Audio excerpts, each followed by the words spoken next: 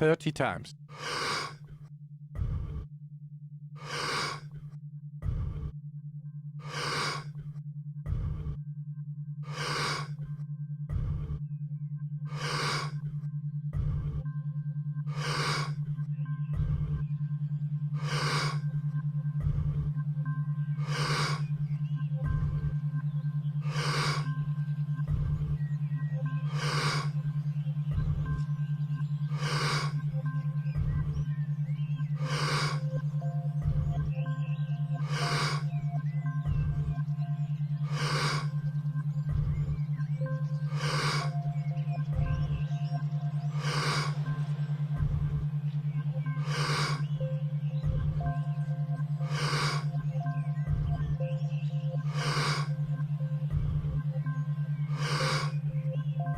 Ten times more.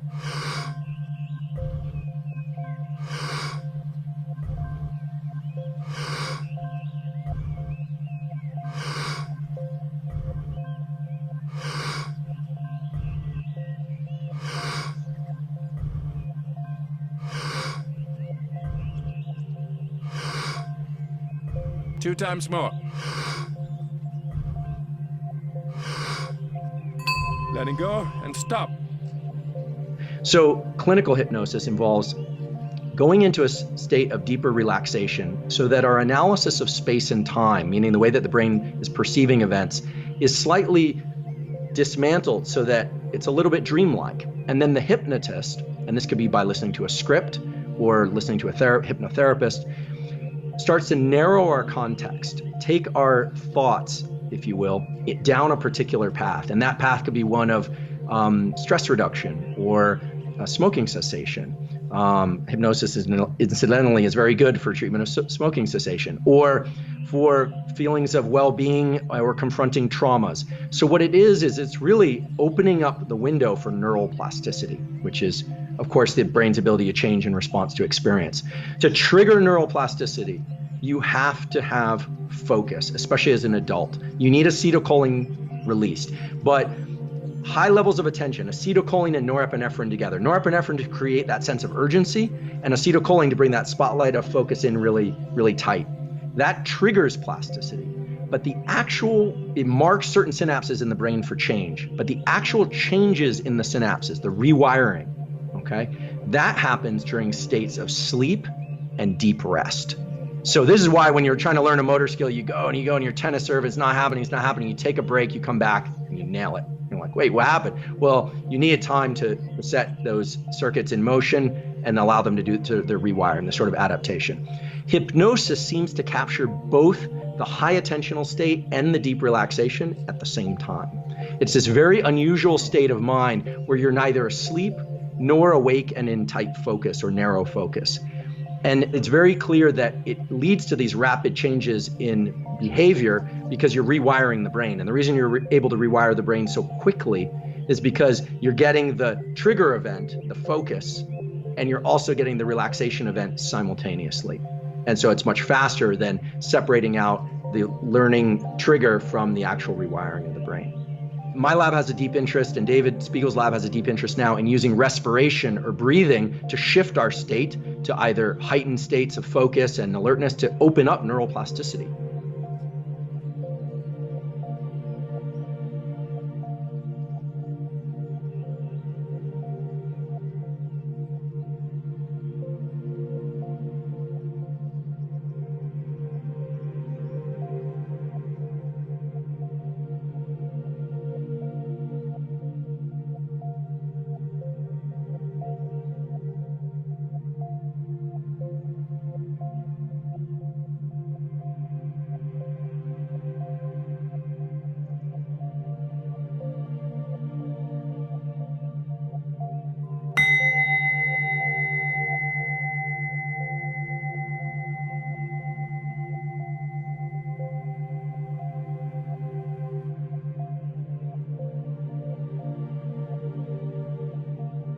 Thirty times.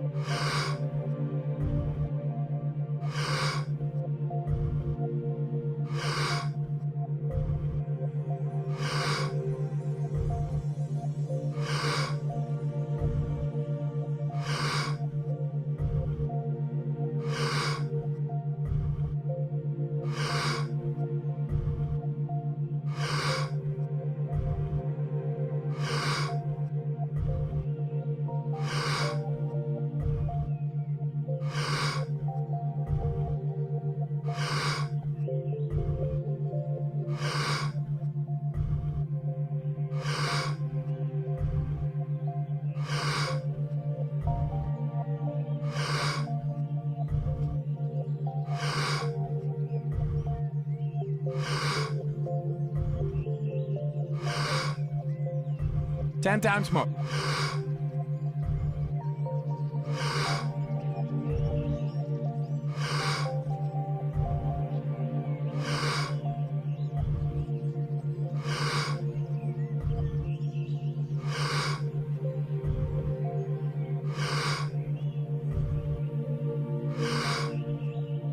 Two times more.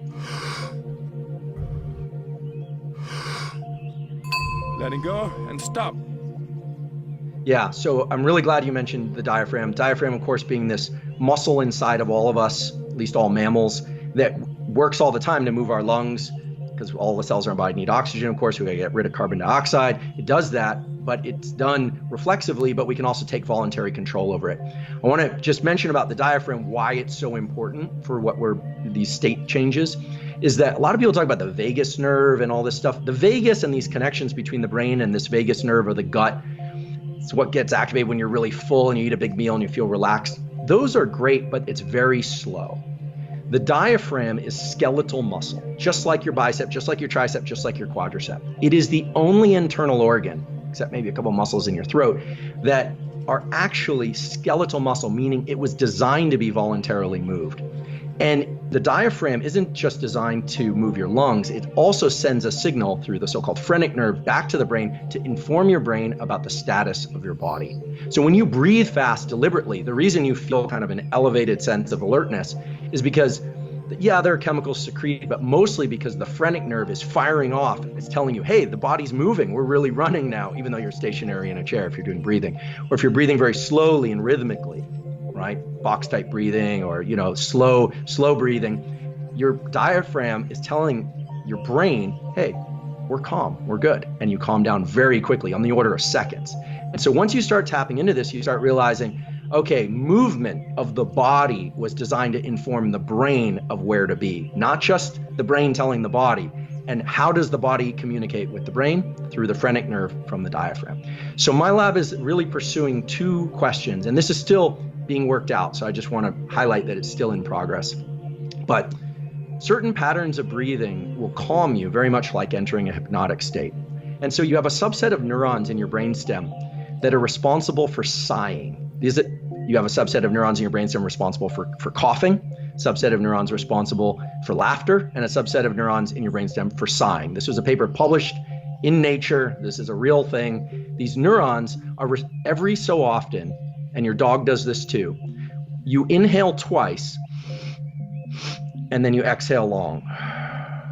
Now that double inhale, best done through the nose on the inhales and then long exhale through the mouth, activates these sigh neurons that trigger the so-called calming reflex, the parasympathetic arm of the nervous system. So we have a hardwired mechanism, a set of neurons, connection to the diaphragm, and back again from the diaphragm to the brain that was designed to activate calm.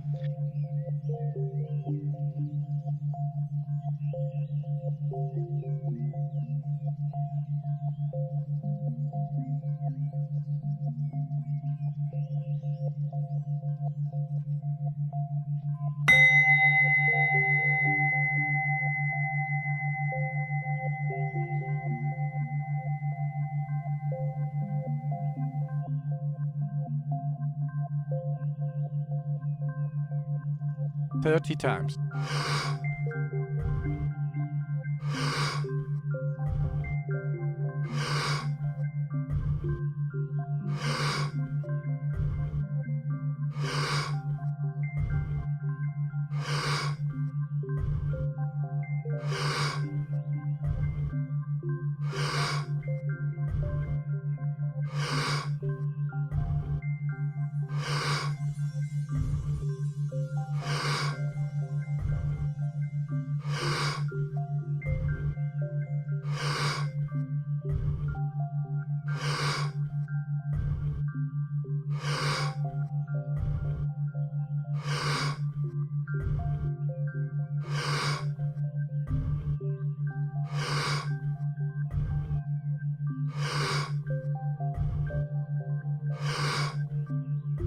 Ten times more.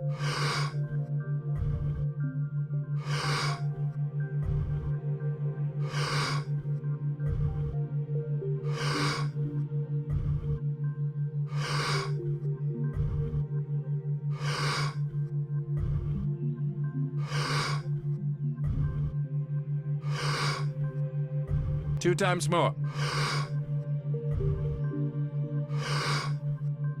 Letting go and stop.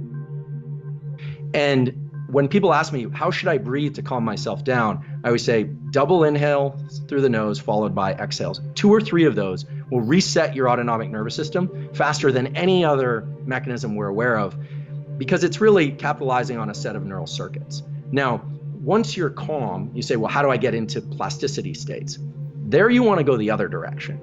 That's going to be inhaling a lot more than you exhale. You're going to be driving in more oxygen than you are breathing out, generally carbon dioxide. And that will lead to states that are kind of more elevated. This is typical of things like Tumo breathing, Wim Hof breathing, Kundalini breathing.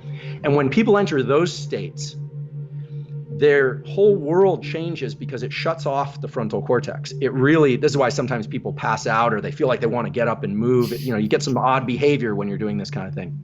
So the key is, if you want to access states of heightened plasticity, let's say you want to learn faster, or you want to be more, you want to bring more out of some physical training that you're doing.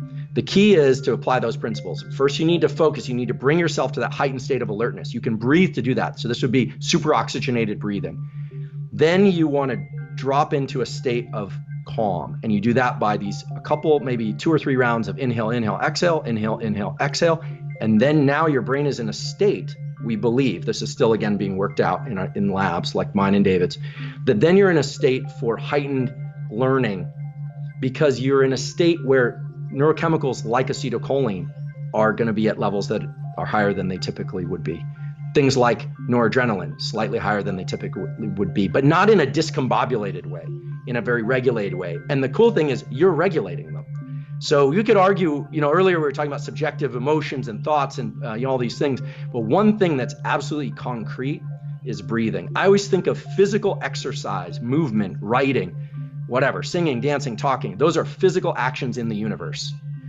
Then you have thoughts, and somewhere in between those is controlling your respiration. Once you can control everything that's within the confines of your skull and skin, once you can really control that relationship, that brain-body relationship, you start to realize that relationship is a lot like any other relationship to forward action. It's just all happening within the confines of my body.